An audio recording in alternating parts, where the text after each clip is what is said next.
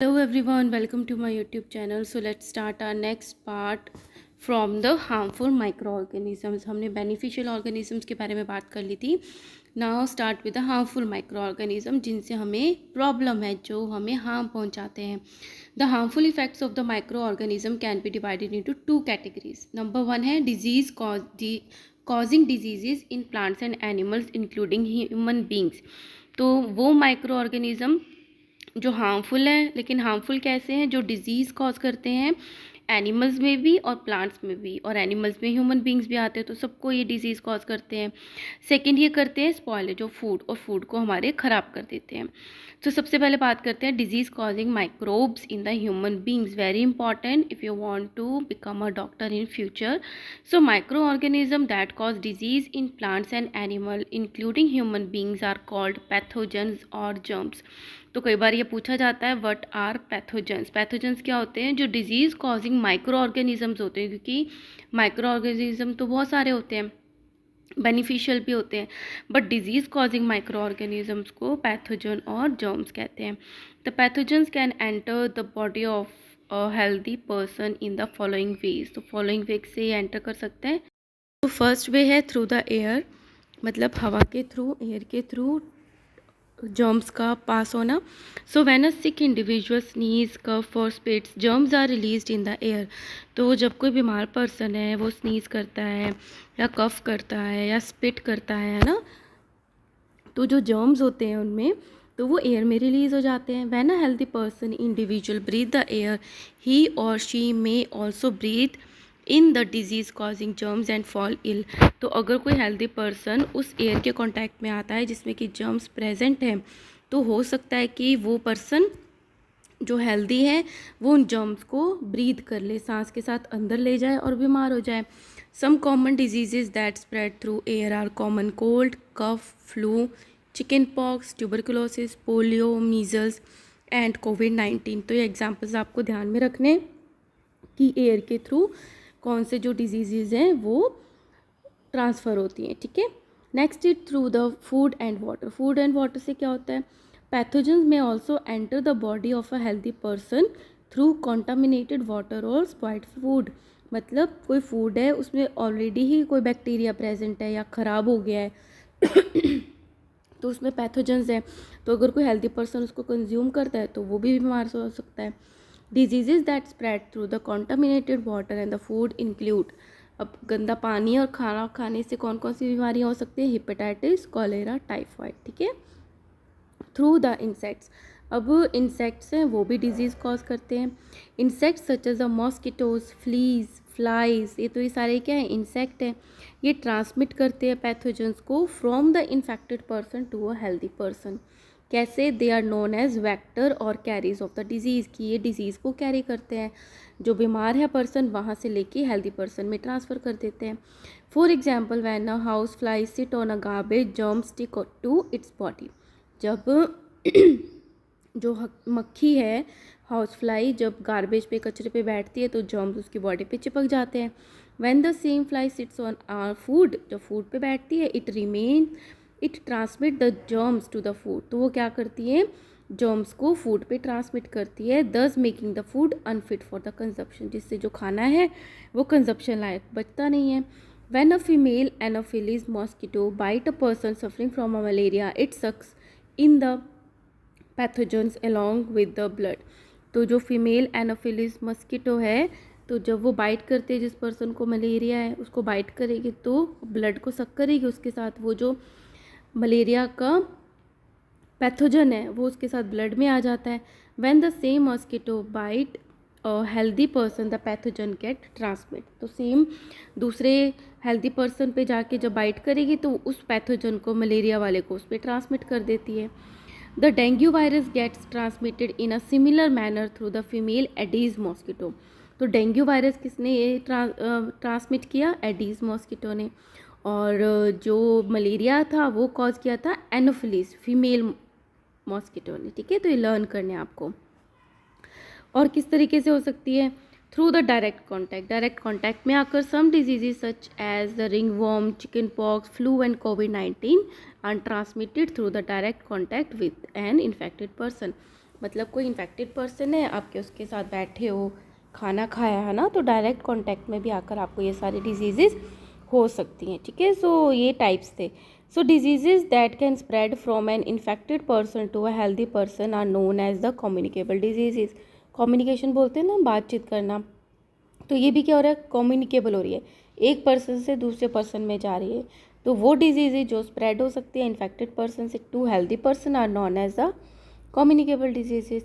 Table 2.1 में given है some common communicable disease of the human beings along with their mode of transmission, कि किस तरीके से ट्रांसमिशन हो रहा है, and the type of pathogens involve, और किस तरीके का पैथोजन है। जैसे कि कोविड-19 है, वो किस तरीके से हेल्दी पर्सन में ट्रांसमिट हो सकता है, एयर के थ्रू या डायरेक्ट कांटेक्ट के। और कोविड-19 का पैथोजन क्या है, वायरस है।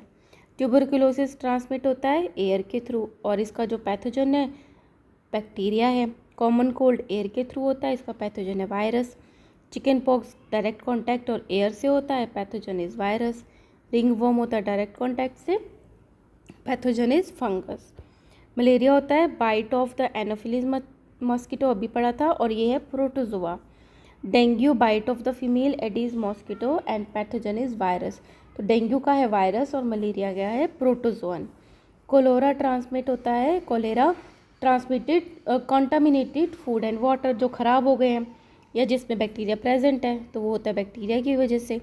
Typhoid contaminated food, bacteria is a pathogen. Amoebic dysentery through the contaminated food and water, and the pathogen is protozoan. Now here is the list of the precautions to limit the spread of communicable diseases. अब हमें समझ में आ गया कि इतनी सारी जो disease हैं वो कम्युनिकेबल हैं, तो हम उसको कैसे प्रिवेंट कर सकते हैं।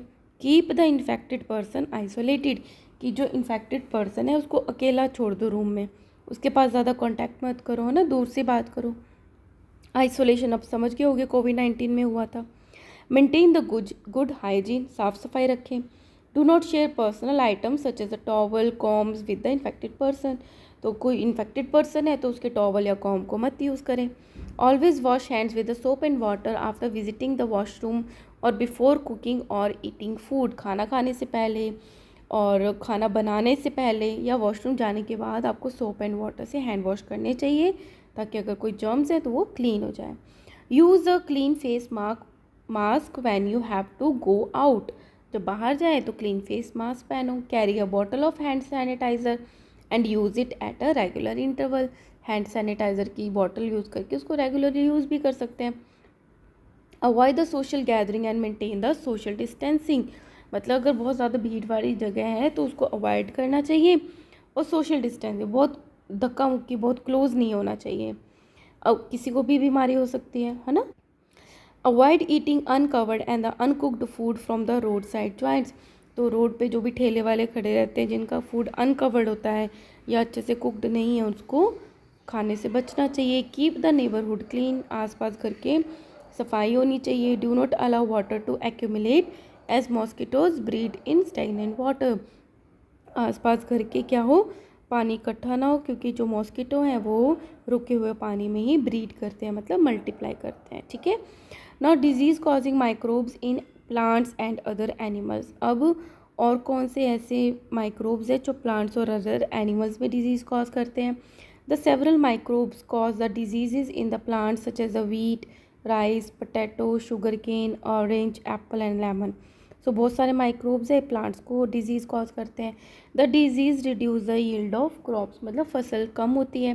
Table 2.2 list some common diseases cause by pathogen in plants, तो जो 2.2 है इसमें गिवन है कि कौन कौन से डिजीजेज होते हैं और उनके कॉजेशन क्या है, पैथोजन कौन से हैं। साइट्रस कैंकर का है बैक्टीरिया, येलो वेन मोज़ेक का है, लेडी फिंगर का है वायरस, रस्ट ऑफ व्हीट ये पूछा जाता है fungus, blight of potato fungus के थ्रू, रस्ट ऑफ टी ये भी पूछी जाती है, एल्का साइट्रस भी पूछा जाता है, ठीक है। Pathogen cause disease such as the foot and the mouth disease, rabies, rinderpest and anthrax in animals, तो यही सारे पैथोजन्स हैं जो एनिमल्स में ये सारे डिजीज़ को कॉज करते हैं, ठीक है। अब माइक्रो ऑर्गेनिज्म और क्या कर सकते हैं, हमारे फूड को स्पॉइल कर सकते हैं।